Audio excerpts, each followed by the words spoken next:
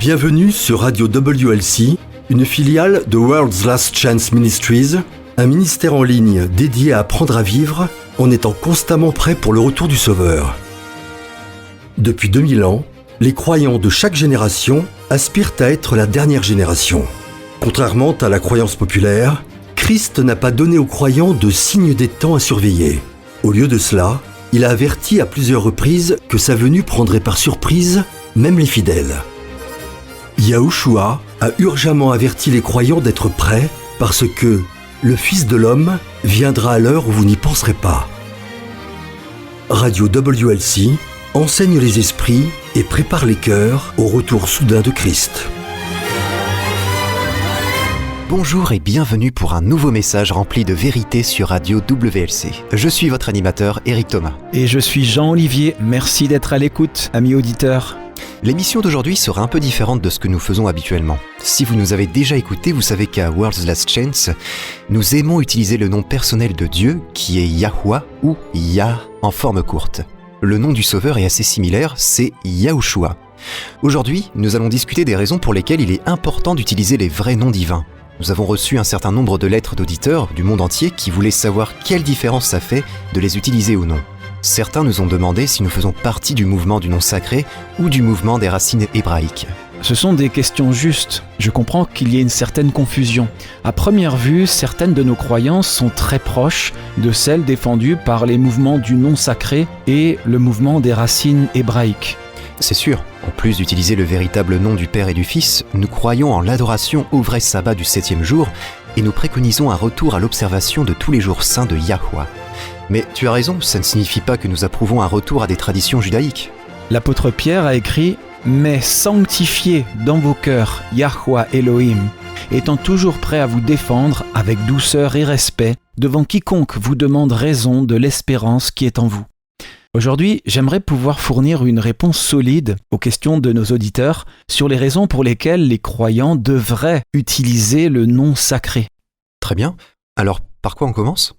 Eh bien, comme tu le sais, WLC n'adhère pas au mouvement des racines hébraïques ou toute autre philosophie religieuse qui considère les Juifs comme des autorités en matière de vérité et de droiture. Nous utilisons simplement le nom révélé du Père et du Fils, c'est tout. Nous n'approuvons pas un retour au judaïsme. Paul explique pourquoi dans sa lettre aux Galates. Il écrit « Comme Abraham crut à Yah, et que cela lui fut imputé à justice, reconnaissez donc que ce sont ceux qui ont la foi qui sont fils d'Abraham, de sorte que ceux qui croient sont bénis avec Abraham le croyant. » Les Juifs aujourd'hui n'ont pas une relation spéciale avec Yahweh. Ils ont rejeté le Sauveur en tant que nation, bien que chaque descendant d'Abraham puisse encore être sauvé. Lors de son entrée triomphale à Jérusalem, alors que la foule louait et agitait des branches de palmiers, le Sauveur a pleuré en disant « Jérusalem, Jérusalem, qui tue les prophètes et qui lapide ceux qui te sont envoyés. Combien de fois ai-je voulu rassembler tes enfants, comme une poule rassemble ses poussins sous ses ailes, et vous ne l'avez pas voulu. Voici, votre maison vous sera laissée déserte. » Ou désolée dans une autre version. Car je vous le dis, vous ne me verrez plus désormais, jusqu'à ce que vous disiez « Béni soit celui qui vient au nom du Seigneur ». C'est donc à la crucifixion que Yah a rejeté les Juifs en tant que nation ? Non, la miséricorde divine a perduré pendant quelques années. Mais quand les représentants du peuple juif ont commencé une guerre ouverte contre Yahweh en la personne de ses saints, à partir de la lapidation d'Étienne, ils ont choisi eux-mêmes leur propre destin. Et l'évangile et la qualité d'élu a alors été confiés aux croyants. C'est ceux qui ont la foi, nous dit Paul, qui sont les enfants d'Abraham. Rappelons-nous que les Juifs avaient en fait déjà rejeté Yah depuis longtemps, quand ils ont demandé un roi. C'est vrai. Yah a dit à Samuel d'aller de l'avant et de leur donner un roi, en ajoutant « Ce n'est pas toi qu'ils rejettent, c'est moi qu'ils rejettent, afin que je ne règne plus sur eux. » Il n'y a plus aucune lumière à recevoir des Juifs. Nous devons être clairs sur ce point. Trop souvent, ceux qui se tournent vers les Juifs, aujourd'hui, pour trouver une nouvelle lumière concernant la parole de Yah, se concentrent en fait sur des choses qui ne font pas partie de l'Écriture, mais qui proviennent en fait des traditions pharisiennes. C'est exactement le cas. Dans l'encyclopédie juive, il y a un article intitulé « Les pharisiens ». Écoutez pendant que je lis un extrait. C'est très intéressant, je cite « Avec la destruction du temple, En l'an 70 après Jésus-Christ, les Sadducéens ont complètement disparu, laissant aux pharisiens le soin de régler toutes les affaires juives. Désormais, la vie juive a été contrôlée par les pharisiens. Toute l'histoire du judaïsme a été reconstruite du point de vue pharisien, et un nouvel aspect a été donné au Sanhédrin du passé. Une nouvelle chaîne de tradition a supplanté l'ancienne tradition sacerdotale. Le pharisaïsme a façonné le caractère du judaïsme, la vie et la pensée du juif pour tout l'avenir. C'est un fait important. Si on réfléchit un instant, qui étaient les principaux ennemis du Sauveur quand il était sur la terre? Les pharisiens, n'est-ce pas? Alors, pourquoi qui que ce soit parmi nous devrait se tourner vers les Juifs aujourd'hui pour recevoir plus de lumière spirituelle d'eux? C'est un bon point. Ok, alors peut-on partager avec nos auditeurs les raisons pour lesquelles les croyants devraient utiliser le nom divin? Il est évident que c'est un privilège de connaître le nom personnel du Tout-Puissant, mais une fois qu'on connaît ce nom, y a-t-il une raison particulièrement pressante de l'utiliser? Tout à fait. Les Écritures exhortent à maintes reprises les croyants à invoquer le nom de Yahweh. Dans la plupart des Bibles, cette expression est traduite par « invoquer le nom du Seigneur ». Mais le titre « Seigneur » n'est pas utilisé dans le texte original. Dans l'original, il est dit d'invoquer le nom de Yahweh. On ne peut pas vraiment invoquer le nom de Yahweh si en fait on n'utilise pas ce nom, n'est-ce pas? Et il y a plus. Il n'existe aucun titre, certainement aucun titre qui peut aussi s'appliquer à des faux dieux, qui puisse capturer pleinement l'essence de qui est le Père. Dans de nombreuses cultures modernes, les parents donnent à leurs enfants le nom qui leur plaît ou qui sonne bien à leur oreille. Mais dans les temps anciens, comme encore dans de nombreuses cultures aujourd'hui, on donnait aux enfants des noms qui ont un sens, une vraie signification. Et le nom de Yahweh est rempli de sens, parce que c'est en fait un verbe, le verbe être. C'est magnifique. Le verbe être, dans toutes ses déclinaisons, peut précisément être utilisé comme nom de Yahweh. Celui qui existe, celui qui est, celui qui existe par lui-même. Il est, il était, il sera, il aura été pour toujours. Seul le nom de Yahweh capture pleinement l'essence de qui et de ce qu'il est pour chacun d'entre nous personnellement. Et son nom est aussi une promesse de ce qu'il sera toujours. C'est magnifique. Le nom de Yahweh est expliqué pour la première fois dans Exode 3. Au buisson ardent, Moïse a dit à Yah « J'irai donc vers les enfants d'Israël, et je leur dirai « Le Dieu de vos pères m'envoie vers vous. Mais s'ils me demandent quel est son nom, que leur répondrai-je » C'est une bonne question. Les Israélites étaient en Égypte depuis plusieurs générations, et l'Égypte avait beaucoup de dieux. C'est ça. Et en répondant à la question de Moïse, je crois que Yah nous donne l'ordre d'utiliser son nom divin. Exode 3, verset 15 nous dit « Tu parleras ainsi aux enfants d'Israël, Yahweh, le Dieu, ou Elohim, de vos pères, le Dieu d'Abraham, le Dieu d'Isaac et le Dieu de Jacob m'envoie vers vous. » Vous voyez, Yah n'a jamais voulu que son nom ne soit pas utilisé. Il n'a jamais voulu qu'il soit perdu ou oublié, ou pire encore, activement dissimulé, comme le font les Juifs rabbiniques dans leur refus traditionnel d'utiliser le nom sacré. Yah veut que son nom soit utilisé. Il veut que chacun ait l'assurance qu'il est très proche de nous. Et avec un nom qui est aussi le verbe « être », ça nous rappelle toujours qui et ce qu'il est pour nous. Toujours. C'est vrai. Maintenant, une autre raison pour laquelle je crois qu'il est bon d'utiliser le nom personnel de Yah est l'exemple donné par les prophètes de l'Ancien Testament. Ils se réjouissaient de déclarer son nom.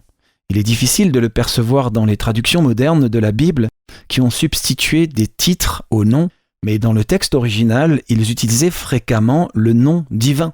Deutéronome 32 déclare « Car je proclamerai le nom de Yahweh, rendez gloire à notre Dieu » ou notre Elohim. Aussi, il a plu au Père que Yahushua lui-même fasse connaître son nom. C'est écrit où? C'est dans Jean 17, verset 26. Très bien. Il est dit « Je leur ai fait connaître ton nom, et je le leur ferai connaître, ou je le proclamerai dans une autre version, afin que l'amour dont tu m'as aimé soit en eux, et que je sois en eux. » Eh bien voilà. Et Yahushua doit être notre exemple en toute chose. Alors oui, c'est évidemment quelque chose que nous devrions faire nous aussi. Il y a plus. Ézéchiel 39 contient une prophétie selon laquelle Yahweh fera connaître son nom à tous les peuples. Lisons-là, les versets 6 et 7. Oui, bien sûr. Et ils sauront que je suis Yahweh, Je ferai connaître mon saint nom au milieu de mon peuple d'Israël. Je ne laisserai plus profaner mon saint nom. Et les nations sauront que je suis Yahwa, le saint en Israël. C'est intéressant. Regardons maintenant Michée 4, verset 5. D'accord. Car tous les peuples, ou les autres peuples, marchent au nom de leur divinité, mais nous marcherons au nom de Yahwa, lui qui est notre Dieu toujours et à jamais, ou à toujours et à perpétuité. Vous voyez, ce qui distingue le peuple de Yah des autres peuples, c'est le nom du Dieu qu'ils adorent. Est-ce que nous pouvons appeler Yah par les titres Seigneur, Dieu ou Roi ? Bien sûr. Il est, après tout, Roi des rois et Seigneur des seigneurs, Dieu au-dessus de tous les dieux. Mais si nous n'utilisons que des titres, ça ne permet pas de distinguer de quel Dieu nous parlons. Et c'est important. Tu sais, ça me rappelle Ésaïe 52, verset 6, qui nous dit « C'est pourquoi mon peuple connaîtra mon nom, c'est pourquoi il saura en ce jour que c'est moi qui parle, me voici. » Nous démontrons que nous connaissons son nom quand nous l'utilisons. Exactement. Et rappelons-nous que le Fils est venu pour révéler le Père. Ils ont le même caractère et le même but. Juste avant sa mort, le Sauveur a prié pour les croyants de tous les temps. Il a dit « Ce n'est pas pour eux seulement que je prie, mais encore pour ceux qui croiront en moi par leur parole, afin que tous soient un, comme toi, Père, tu es en moi, et comme je suis en toi, afin qu'eux aussi soient un en nous, pour que le monde croie que tu m'as envoyé. Je leur ai donné la gloire que tu m'as donnée afin qu'ils soient un comme nous sommes un. Moi en eux et toi en moi, afin qu'ils soient parfaitement un, et que le monde connaisse que tu m'as envoyé et que tu les as aimés comme tu m'as aimé. » C'est là le désir le plus profond du Sauveur pour ses disciples, que nous soyons un avec lui et le Père. Quand nous utilisons le nom du Père, nous reconnaissons qui il est et ce qu'il est, mais aussi qui il est et ce qu'il est pour nous. Et quand nous utilisons le nom du Fils, Yahushua, nous faisons plus que juste former certains sons avec notre langue et nos lèvres. Le nom Yahushua signifie Yahwa sauve. Donc, à chaque fois que nous disons Yahushua, nous confessons le fait que nous sommes sauvés par la grâce du Père, par la foi en son Fils. Oui, nous invoquons le Fils et nous louons le Père au même moment de nous avoir sauvés par son Fils. Mais maintenant, écoutez ceci. Gardez à l'esprit que le nom de Yahwa est aussi le verbe être. Le nom Yah est dans le nom du Fils. Yahushua. Vous pouvez l'entendre. Ce qui est magnifique, c'est sa signification. Yahwa sauve au présent. Il signifie aussi Yahwa a sauvé au passé. Et il contient la promesse que quoi qu'il puisse arriver à l'avenir, Yahwa sauvera. Ça, c'est au futur. Tout cela est inclus dans le nom de Yahushua. C'est magnifique. Il y a tellement de sens dans son nom. Ça me rappelle un passage de Philippiens 2. Il est dit que Yahushua s'est humilié lui-même, se rendant obéissant jusqu'à la mort, même jusqu'à la mort de la croix. C'est pourquoi aussi Yah l'a souverainement élevé. Il lui a donné le nom qui est au-dessus de tout nom, afin qu'au nom de Yahushua, tout genou fléchisse dans les cieux, sur la terre et sous la terre, et que toute langue confesse que Yahushua Christ est Seigneur, à la gloire de Yahwa le Père. Il y a une telle profondeur de sens. Oui, vraiment, et nous ne l'avions jamais vraiment vu auparavant, quand nous ne connaissions que les titres divins. Restez à l'écoute, amis auditeurs, nous revenons dans un instant. On estime qu'il existe environ 40 calendriers différents dans le monde aujourd'hui. Pour les pays qui ont conclu des accords commerciaux avec les États-Unis, le calendrier solaire grégorien, nommé d'après le pape Grégoire XIII, est toujours utilisé dans le cadre de ces accords internationaux.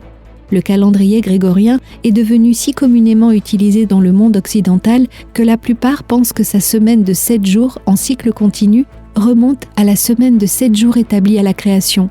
Rien n'est plus faux. Le calendrier grégorien est une adaptation du calendrier païen julien. En fait, aucun jour de la semaine ne s'est perdu lors du passage du calendrier julien au calendrier grégorien. Mais cela ne prouve pas que le samedi serait le sabbat biblique ou que le dimanche serait le jour de la résurrection de Christ. À l'époque de Christ, le calendrier julien en vigueur avait une semaine de 8 jours. Et les Juifs n'utilisaient certainement pas le calendrier de leurs oppresseurs romains. Ils utilisaient toujours le calendrier établi par Yahwa à la création. Ce calendrier lunisolaire est très différent du calendrier solaire utilisé dans le monde entier aujourd'hui. Si honorer Yah en adorant sur son vrai sabbat est important pour vous, vous devez connaître ces faits historiques. Sur worldslastchance.com, recherchez l'article intitulé « 8 jours dans la semaine, histoire du calendrier julien ». Les faits présentés vous fascineront et vous choqueront. Recherchez l'article « 8 jours dans la semaine, histoire du calendrier julien ». Ce sont là des informations que tout croyant devrait connaître. Lisez-le aujourd'hui.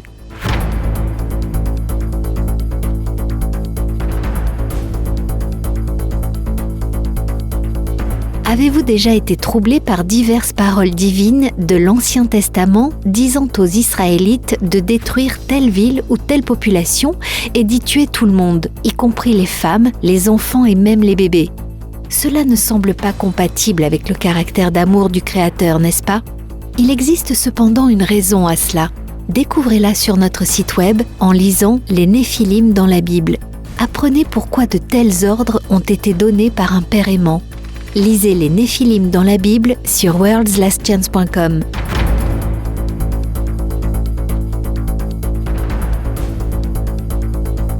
Une idée choquante a fait son chemin sur Internet. Beaucoup de gens en ont ri. Il s'agit de l'idée que la Terre ne serait pas un globe, mais qu'elle serait en fait une terre enclose, dont la surface est plane. Pour étudier ce sujet par vous-même et pour découvrir le rôle surprenant que les jésuites ont joué dans la propagation de fausses idées sur la forme de la Terre, visitez notre site web sur worldslastchance.com. Nous vous proposons plusieurs articles sur ce sujet inhabituel et passionnant. Lisez-les, car ce sujet n'est pas prêt de se faire oublier. Visitez notre site dès aujourd'hui sur worldslastchance.com.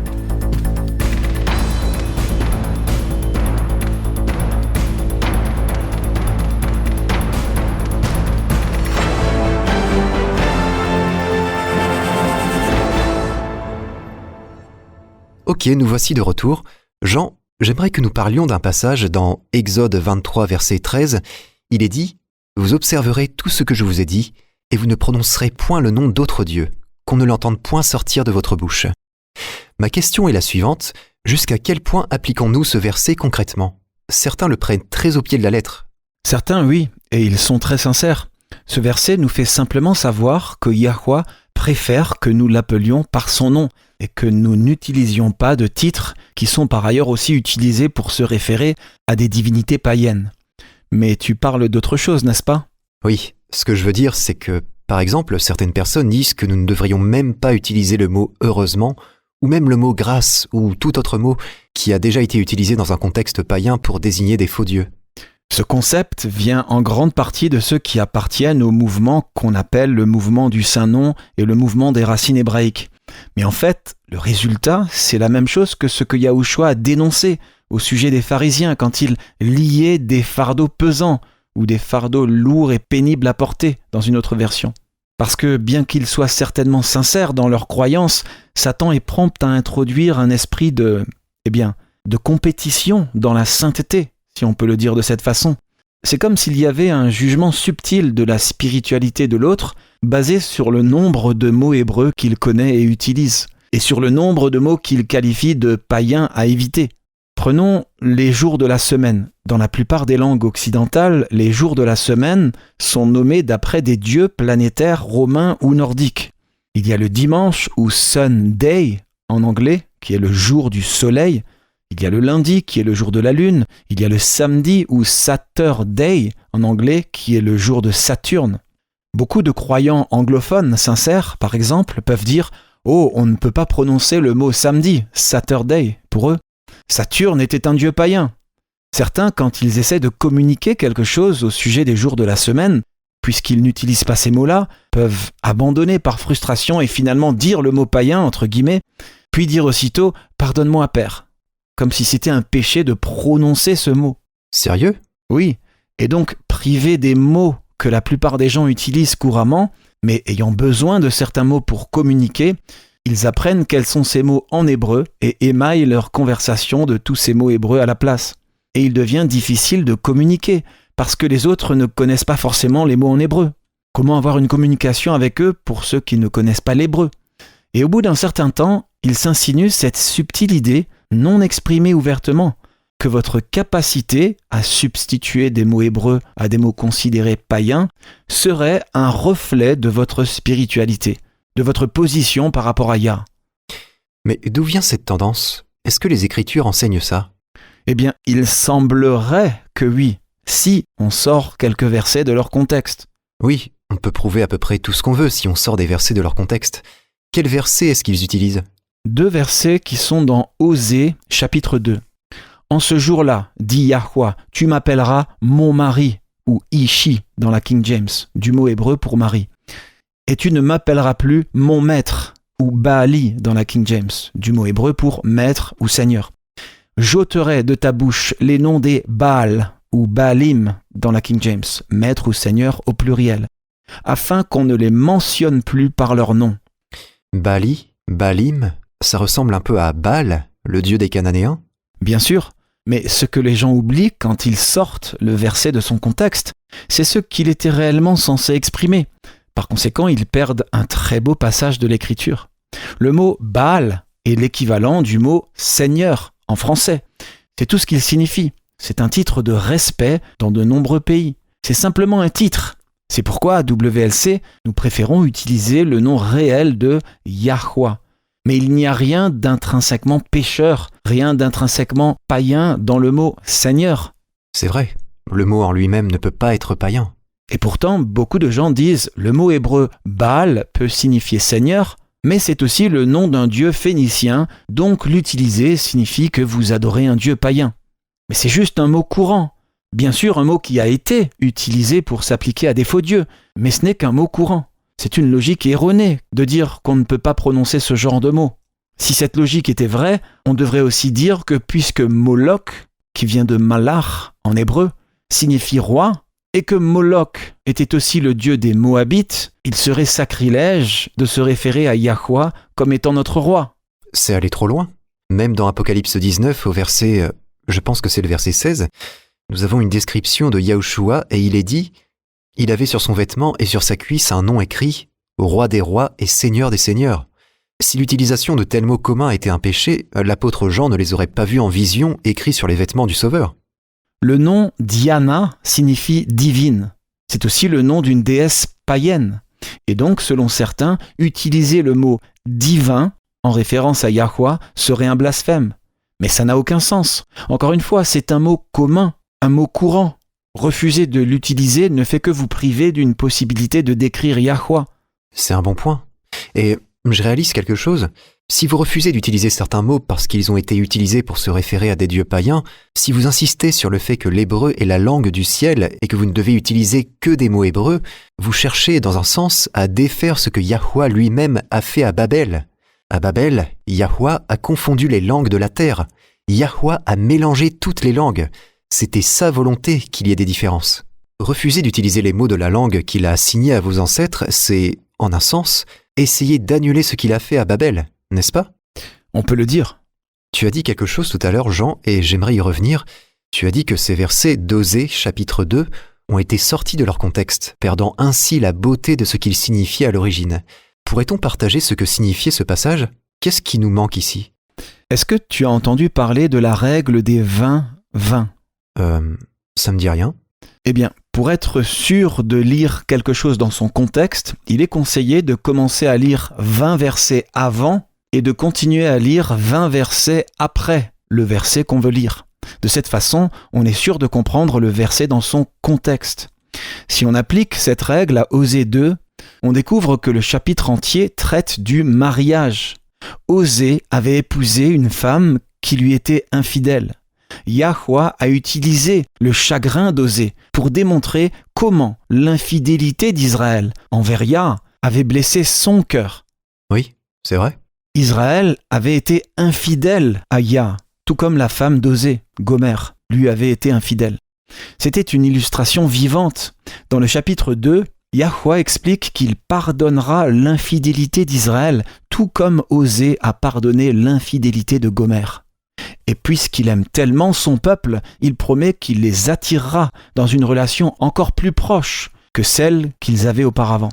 C'est ce que disent ces versets en fait. C'est en fait une promesse puissante et émouvante. La promesse que Yahweh veut attirer son peuple repentant. dans une relation avec lui plus proche qu'ils n'ont jamais connue auparavant. C'est vraiment beau, et ça lui ressemble. Mais pour être honnête, je ne vois pas où tu trouves ça dans ce passage. Où est-ce exactement ? On est toujours au chapitre 2 d'Osée. En utilisant la femme d'Osée comme un symbole d'Israël, les versets 1 à 5 parlent de l'infidélité d'Israël envers Yah. Le verset 5 dit qu'elle s'est prostituée, car elle a dit « J'irai après mes amants, qui me donnent mon pain et mon eau, ma laine et mon lin, mon huile et ma boisson. » Le pain et l'eau sont des symboles de la vérité. Yahushua est le pain de vie. Il est aussi l'eau de la vie. L'huile est le symbole de l'Esprit Saint qui apporte la lumière spirituelle. En cherchant des amants, Israël a cherché la vérité là où il n'y a ni vérité ni lumière. C'est un bon point. Et c'est ce que font les gens aujourd'hui. Au lieu de chercher la vérité dans les Écritures seules, ils se tournent vers des traditions créées par l'homme, comme si le temps passé allait transformer l'erreur en vérité.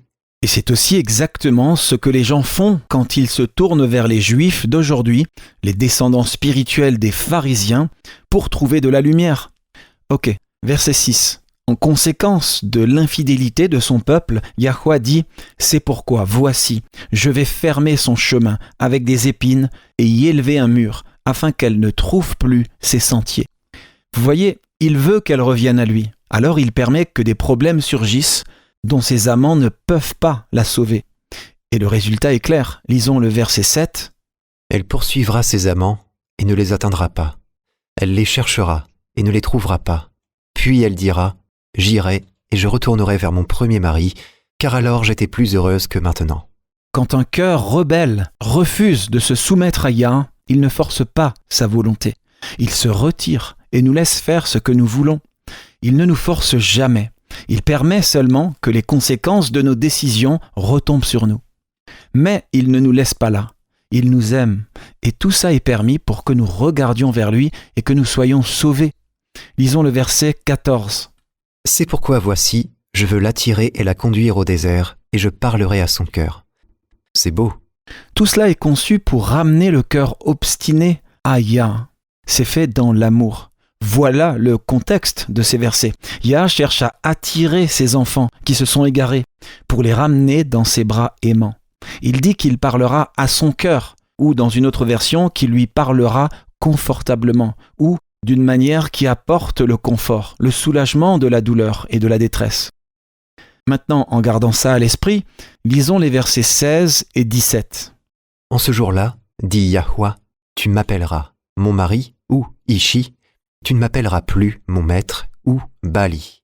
J'ôterai de sa bouche les noms des Baals ou Balim, afin qu'on ne les mentionne plus par leur nom. » Pour comprendre ce verset, on doit comprendre les mots utilisés. Baali n'est pas un mot français, c'est un mot hébreu qui signifie « mon maître ». Ishi est aussi un mot hébreu qui signifie « mon mari ». Voyez la différence maintenant ? Oui, alors que traditionnellement, un homme était considéré comme le seigneur et maître de sa femme, le mot « mari » est beaucoup plus chaleureux. Il traduit un niveau d'amour et de dévouement que n'ont pas les mots « seigneur » et « maître ». Oui, ces mots révèlent deux relations diamétralement opposées. L'une, Baali, est une relation d'asservissement. Vous faites ce qu'on vous dit parce que votre Seigneur et Maître a tous les pouvoirs et que vous n'en avez aucun. Le second, Ishi, révèle une relation d'amour basée sur la confiance. Le mot mari, en anglais husband, était à l'origine un mot composé, house band, c'est-à-dire celui qui s'attache à la maison, qui la protège. Quand nous servons la convoitise de la chair, la convoitise des yeux et l'orgueil de la vie, nous sommes asservis à un maître impitoyable, un Baali. Mais quand nous choisissons de nous abandonner pleinement à Yahweh, il nous libère. Il n'asservira jamais notre volonté. Il veut que nous choisissions volontairement d'entrer dans une relation intime et aimante avec lui. Il coupera les cordes qui nous lient à notre Baali et il deviendra notre Ishi, notre mari, spirituellement.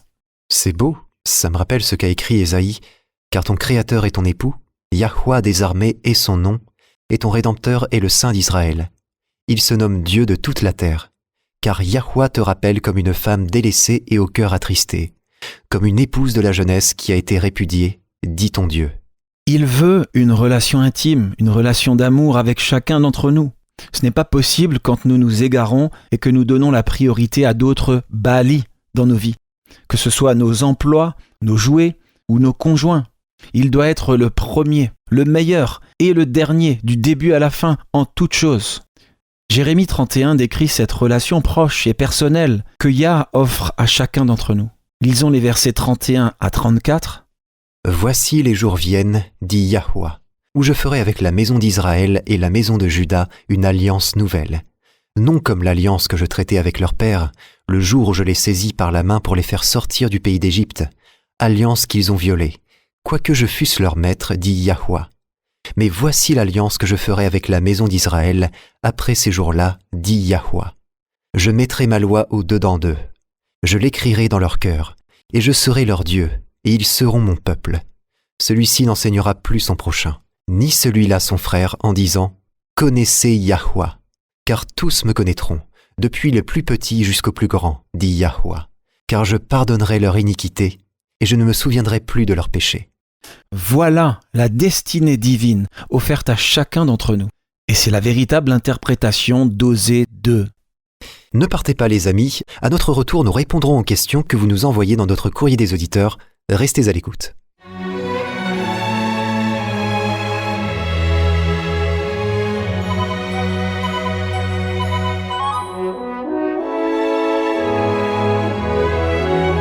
Vous écoutez la radio World's Last Chance. Radio World's Last Chance enseigne les esprits et prépare les cœurs au retour soudain de Christ. L'un des sujets les plus mal compris des Écritures est celui du sabbat. De nombreux chrétiens ont reçu l'enseignement selon lequel la loi, et donc le sabbat, aurait été clouée à la croix. Ils croient que ceux qui continuent à célébrer le sabbat du 7e jour sont des légalistes. Toutes ces suppositions passent complètement à côté de l'objectif principal du sabbat. Le sabbat n'est pas une corvée coûteuse, c'est un privilège. De plus, il existe des preuves bibliques que le sabbat sera encore célébré dans l'éternité. Rejoignez Eric et Jean alors qu'ils explorent ce que le sabbat signifie réellement pour les croyants d'aujourd'hui. Recherchez notre émission de radio précédemment diffusée intitulée « Le sabbat, l'éternel privilège de l'adoration ». Vous pouvez la retrouver sur notre site web ainsi que sur notre chaîne YouTube. Saviez-vous que vos paroles de louange sont précieuses pour le Père ? Malachie 3, verset 16 nous dit « Alors ceux qui craignent Yahweh se parlèrent l'un à l'autre. Yahweh fut attentif et il écouta, et un livre de souvenirs fut écrit devant lui pour ceux qui craignent Yahweh et qui méditent sur son nom. » Vos paroles de gratitude et de louange sont si précieuses que le Père les enregistre dans un livre. Alors exprimez votre amour et votre gratitude, souvent, et voyez votre foi grandir.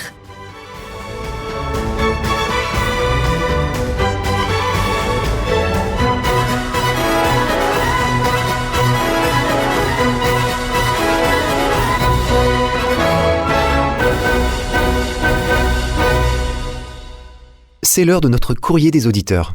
Aujourd'hui, nous avons une question de Dora à Honolulu, Hawaï. Elle nous écrit « Une amie me disait à quel point la plupart des versions modernes de la Bible sont erronées. Elle insiste sur le fait que seule la version King James de la Bible devrait être utilisée. Elle va jusqu'à dire que le diable est derrière toutes les autres versions. Êtes-vous d'accord avec elle ? Merci pour votre question, chère Dora. Je suis sûr que c'était une information très choquante pour vous. Est-ce qu'à WLC, nous croyons que la version King James est la seule Bible qui devrait être utilisée ?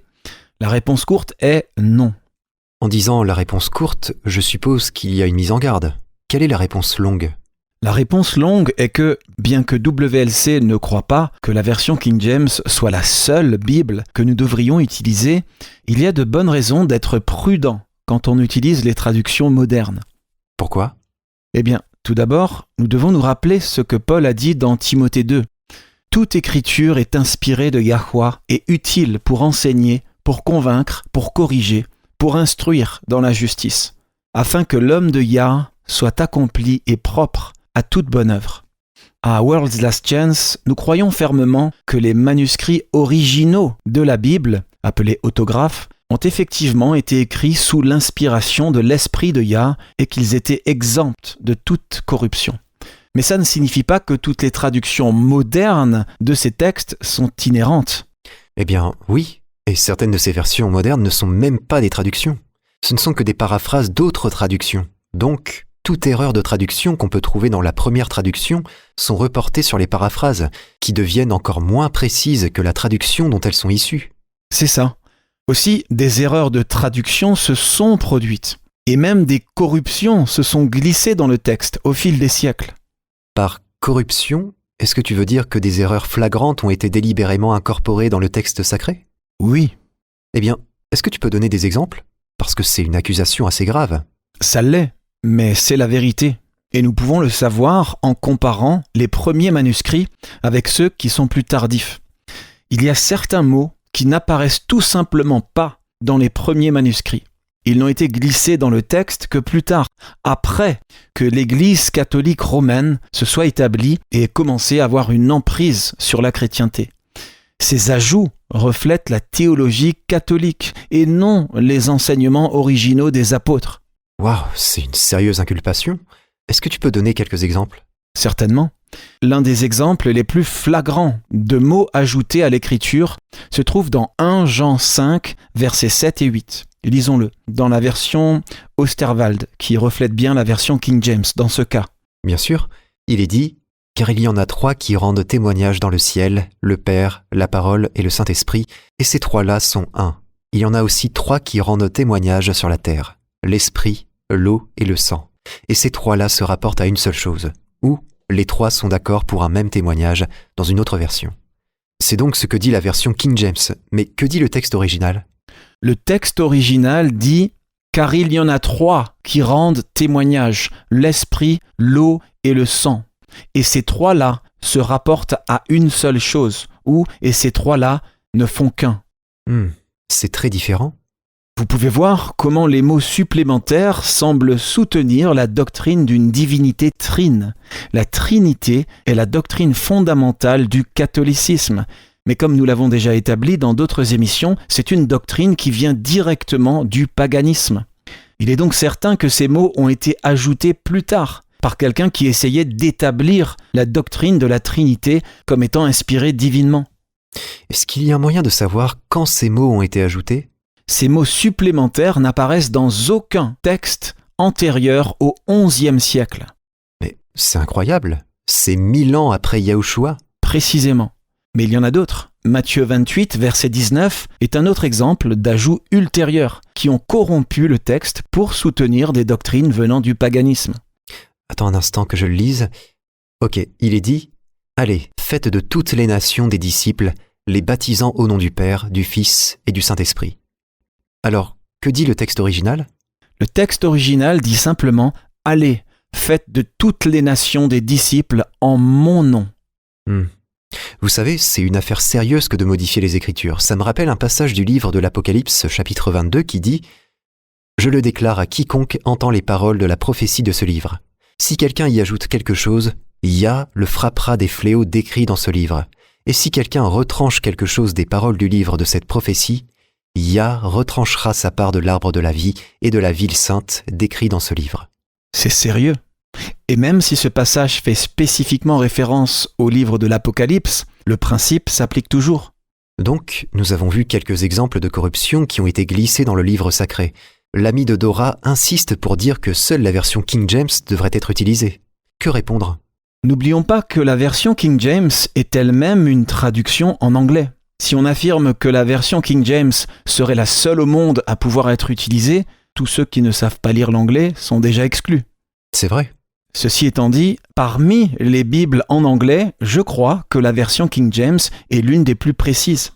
Pour les Bibles en français, je dirais que c'est la version Martin, et après ça, peut-être la version Osterwald.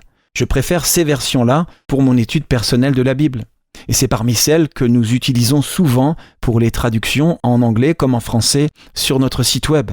Pour ceux qui comprennent l'anglais, nous proposons aussi en téléchargement audio gratuit la version King James en anglais sur notre site web. Mais il y a aussi une autre traduction de la Bible qui est de très bonne qualité et que nous aimons soutenir, c'est la Bible de Genève.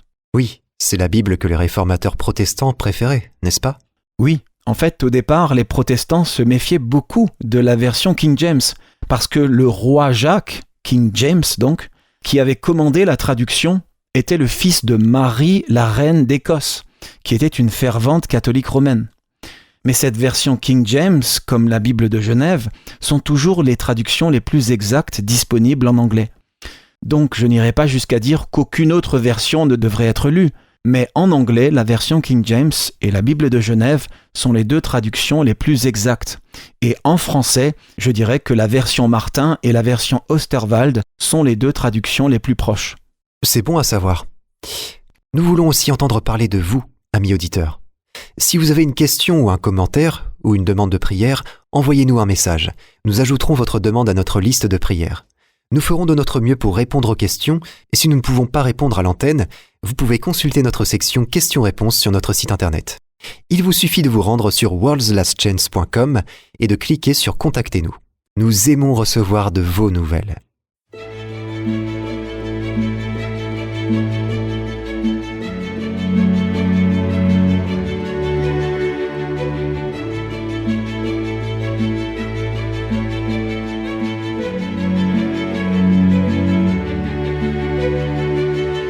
De nombreux adultes auraient aimé avoir la possibilité d'étudier la religion à l'université. Il n'est pas trop tard. Sur worldslastchance.com, nous avons des centaines d'articles et de vidéos sur de nombreux sujets religieux et spirituels différents, et de nouveaux contenus sont ajoutés en permanence. Certains articles donnent des conseils sur comment vivre une vie chrétienne victorieuse. D'autres articles approfondissent des passages incompris de l'Écriture et expliquent ce que signifiait l'hébreu original. Nous proposons aussi de nombreux articles et vidéos sur les prophéties. Paul a dit à Timothée : « Toute écriture est inspirée de Dieu et utile pour enseigner, pour convaincre, pour corriger, pour instruire dans la justice, afin que l'homme de Dieu soit accompli et propre à toute bonne œuvre. » Si vous lisez attentivement le contenu de notre site web, vous aurez une base solide non seulement dans les vérités doctrinales, mais vous connaîtrez aussi les secrets d'une prière efficace et comment étudier la Bible pour découvrir la vérité par vous-même. Visitez notre site worldslastchance.com. Il n'est jamais trop tard pour commencer. worldslastchance.com prépare un peuple pour le retour très proche du Sauveur.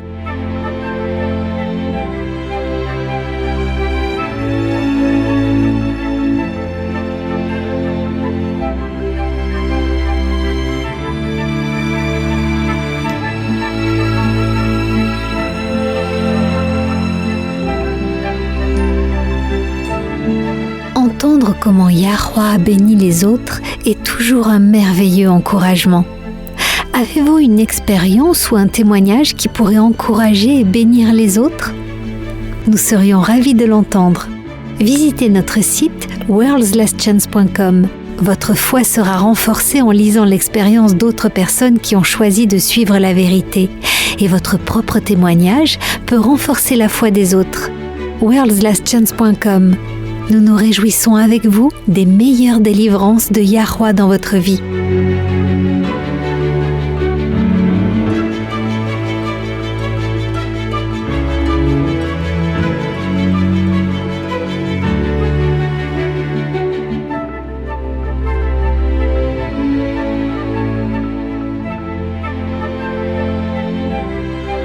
Êtes-vous confronté à une situation où vous avez besoin d'aide et de conseils divins ?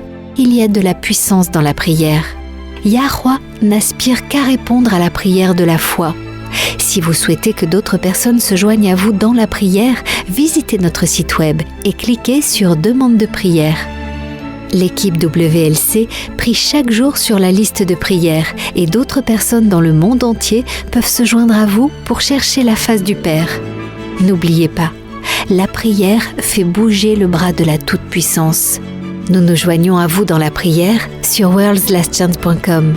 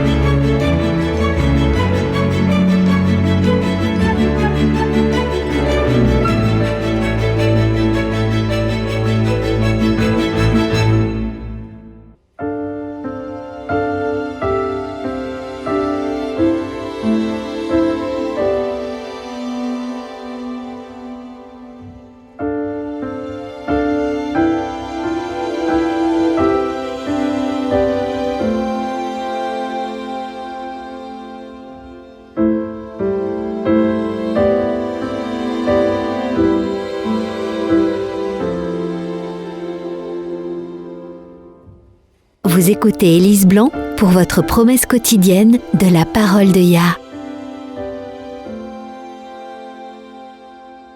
Léonard Lee a grandi dans une ferme, il y a longtemps, dans les plaines du Dakota du Nord, aux États-Unis. Un jour, alors qu'il avait 5 ans, Léonard est parti à la rencontre de son père à la fin de la journée. Peut-être serait-il autorisé à monter sur un des chevaux de labour pour rentrer à la maison. Mais quelque chose était différent ce jour-là. Avant d'atteindre le champ, il a vu son père revenir sans laisser les chevaux fatigués marcher jusqu'à la grange. Au contraire, se tenant debout sur la double charrue, il fouettait les chevaux pour qu'ils galopent de plus en plus vite. Au dernier moment, les 5 chevaux ont vu le garçon et ont changé de direction.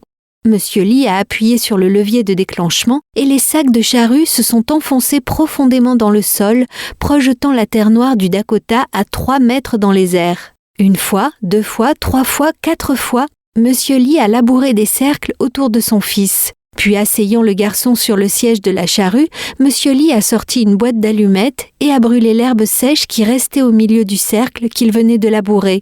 Il a travaillé rapidement puis a tracé un cercle plus petit au centre même des sillons labourés. Plaçant son fils dans le petit cercle, il l'a regardé droit dans les yeux et lui a dit très sévèrement « Ne quitte pas ce petit cercle, tu restes ici et tu m'attends ». Puis avec les chevaux, il s'est lancé dans une nouvelle course effrénée vers la maison. Tout s'est passé si vite et avec une telle urgence que le petit Léonard n'a pas eu le temps de demander ce qui se passait ou pourquoi son père le laissait là.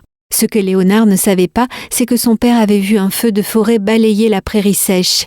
Il était en train de rentrer chez lui au galop pour tenter de sauver sa femme et ses 3 enfants quand il a rencontré Léonard et a fait la seule chose qu'il pouvait faire dans ces circonstances. Il a creusé un grand cercle et il a laissé son petit garçon tout en priant qu'il obéisse à l'ordre qu'il lui avait donné de rester là. Il n'a pas été facile pour l'enfant effrayé et confus d'obéir. Des volées d'oiseaux se sont mis à voler au-dessus de sa tête. De petits animaux de la prairie ont couru dans son cercle. Un coyote est arrivé en courant, a jeté un coup d'œil à l'enfant et a continué à courir. Léonard a voulu lui aussi courir, mais il avait appris à ses dépens que lorsque papa donne un ordre, il s'attendait à ce qu'on lui obéisse. Bientôt, Léonard a senti une odeur de fumée. La fumée est devenue de plus en plus épaisse, jusqu'à ce qu'il ait du mal à respirer. Soudain, le feu était tout autour de lui, entourant le cercle que son père venait de labourer. La chaleur était si intense que ses vêtements ont commencé à fumer. Des débris volants ont mis le feu à sa chemise, puis à son pantalon. Léonard s'est roulé au sol essayant d'éteindre les flammes. Il a essayé de creuser le sol, mais la terre, brûlée par le soleil d'été, était trop dure. Se souvenant de ce jour des années plus tard, Léonard a déclaré, je cite, « J'ai alors entendu le tonnerre des sabots des chevaux et j'ai su que mon père arrivait. J'ai essayé d'ouvrir les yeux, mais mon visage était tellement couvert de cloques à cause de la chaleur que seul un œil s'ouvrait un peu. L'attelage est arrivé directement au travers de la prairie brûlante. Les chevaux noirs étaient presque blancs de sueur et d'écume, et ils couraient comme je n'ai jamais vu de chevaux courir depuis ce jour-là. Père tenait les 4 lignes d'une main et le fouet de l'autre. Les chevaux sont rentrés directement dans le cercle, mais ils ne m'ont pas écrasé. Enlevant sa propre chemise, Monsieur Lee s'est jeté à terre, a enveloppé son garçon dans les vêtements trempés de sueur et l'a porté jusqu'à ce qu'il soit en sécurité. Avec l'aide de quelques voisins, Monsieur Lee avait réussi à sauver leur maison en creusant des sillons devant le feu de forêt, puis en faisant reculer le feu. Alors qu'il terminait, le vent a changé de direction et le feu s'est soudainement dirigé vers le refuge du petit Léonard. Monsieur Lee avait fait courir les chevaux déjà épuisés et les avait poussés dans une course effrénée pour tenter désespérément d'atteindre son petit garçon à temps. Chaque seconde de cette course était une agonie de suspense. La seule pensée qui lui avait traversé l'esprit était « Mon fils m'a-t-il obéi ?» Il y a là une leçon pour nous, le peuple de Yahweh. Bien que terrifié, le petit Léonard connaissait son père et lui a obéi.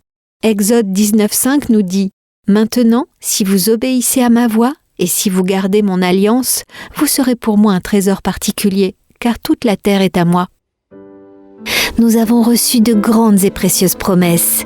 Réclamez-les dès maintenant.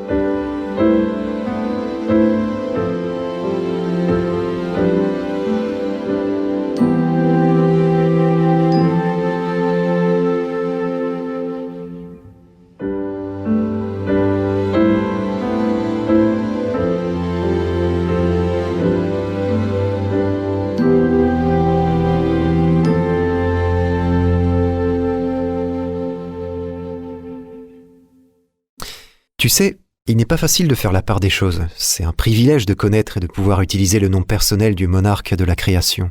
Mais aller plus loin, laisser entendre que si on n'utilise pas son nom, ou si vous prononcez ne serait-ce qu'un mot commun utilisé par une fausse religion comme titre ou nom, vous seriez en faute, c'est aller trop loin. C'est le cas. Et on doit faire attention à ne pas toujours sauter sur le pire scénario possible dans toute situation.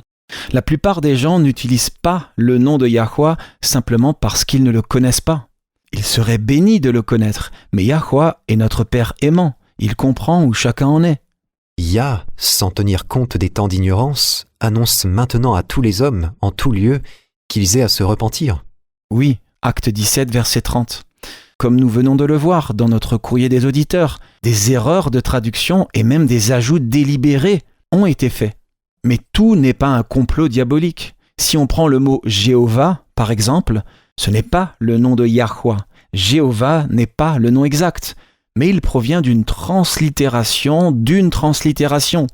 Ça semble être une erreur honnête. S'il y a eu une conspiration, ça a été de citer des passages de l'Écriture hors de leur contexte, à les déformer pour leur donner un sens qu'ils n'ont pas, puis à les utiliser pour culpabiliser les gens pour qu'ils évitent d'utiliser des mots courants. Bien sûr, ce sont des mots qui ont été aussi utilisés par les fausses religions pour s'appliquer à leur Dieu, des mots comme grâce, divin et roi dans leur langage, mais des mots communs tout de même. Et si nous renonçons à l'utilisation de tant de mots, nous nous empêchons de décrire pleinement et même de conceptualiser des idées importantes au sujet de Yahweh. C'est ça. On l'a déjà dit, mais je le répète, ces mots eux-mêmes ne peuvent pas être païens. J'apprécie l'idée, soulevée plus tôt, que tous les mots, et pas seulement les mots hébreux, proviennent en fait de Yah. C'est lui qui a confondu les langues à Babel. Tous les langages proviennent de lui. C'est ça. Donc limiter arbitrairement notre vocabulaire, c'est ça la vraie conspiration, parce que sans mots, vous ne pouvez pas correctement communiquer des concepts. Vous ne pouvez pas correctement communiquer la vérité au sujet du caractère de Yah. Et c'est vital. Les hommes et les femmes qui réfléchissent, partout dans le monde, voient que les temps sont graves. Et ça devient de plus en plus sérieux, les amis. Quand des lois seront adoptées, conçues pour contraindre la conscience humaine, seule votre foi personnelle en Yahweh, basée sur votre connaissance personnelle et intime de son caractère, vous permettra de traverser l'épreuve. C'est vrai, nous vivons des temps solennels, très solennels. Seule une relation personnelle, en tête-à-tête avec Yah, en tant que votre propre Père aimant, vous assurera la sécurité dans les jours à venir. Parce que seul cet amour, qui est basé sur votre expérience personnelle, sera assez fort pour que vous vous accrochiez par la foi, et par la foi seulement. Salomon a dit « Mets-moi comme un sceau sur ton cœur, comme un sceau sur ton bras, car l'amour est fort comme la mort. La jalousie est inflexible comme le séjour des morts. Ces ardeurs sont des ardeurs de feu, une flamme de Yahweh. Les grandes eaux ne peuvent éteindre l'amour, et les fleuves ne le submergeraient pas. Quand un homme offrirait tous les biens de sa maison contre l'amour, il ne s'attirerait que le mépris. » Yahweh invite chacun d'entre nous à le sceller, lui, sur nos cœurs, le mettre en premier, à la meilleure position en toute chose. Parce que ce n'est qu'à cette condition que chacun d'entre nous sera à l'abri des illusions des jours à venir. Écoutez les amis, il ne nous reste plus beaucoup de temps. Les événements dans le monde qui nous entourent, pas seulement les événements politiques, mais aussi les catastrophes naturelles, tout indique que les choses vont s'empirer. Le ciel essaie d'avertir tout le monde que la fin du monde tel que nous le connaissons est proche. Ne perdez pas de temps. Aucun d'entre nous n'a de temps à perdre. Prenez consciemment du temps pour le passer avec Yah dans la prière. Étudiez sa parole, méditez-la, mémorisez les promesses des Écritures et proclamez-les. Vous en aurez besoin. Vous en avez besoin. Le psaume 91 contient une promesse très précieuse. Elle est donnée à ceux qui connaissent et invoquent le nom de Yah. Il nous est dit « Puisqu'il m'aime, je le délivrerai, je le protégerai, puisqu'il connaît mon nom. » C'est une promesse à laquelle nous voudrons tous nous accrocher dans les jours à venir. Il est important de connaître son nom.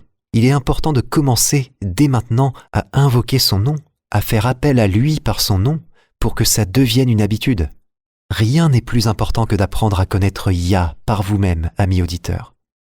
Le temps est écoulé pour aujourd'hui. Chaque jour, nous présentons un nouveau message rempli de vérité. Rejoignez-nous à nouveau demain et d'ici là, rappelez-vous, Yahweh vous aime. et vous pouvez compter sur lui, lui faire confiance en toute sécurité, car il en est digne.